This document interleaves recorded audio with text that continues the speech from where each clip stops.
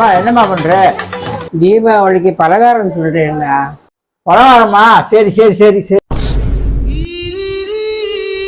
என்னம்மா கடை போக போறியா? இல்லடா, எல்லாம் உனக்கு தான்டா. இன்னைக்கு என்னெல்லாம் பண்ண போறாரோ. அம்மா இன்னைக்கு மதியம் என்னம்மா சாப்பாடு? மீன் குழம்பு, முறுக்கு. பசிக்குதுமா, ஏதாவது சாப்பிட கொண்டு வாமா. அதான் முறுக்கு இருக்கேன்டா, போய் சாப்பிடுறா. அம்மா பசிக்குதுமா, சாப்பாடு வைமா.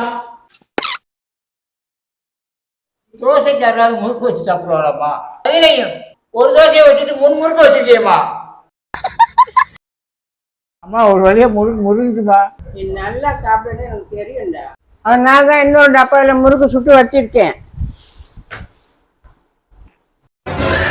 சோலி முடிச்சு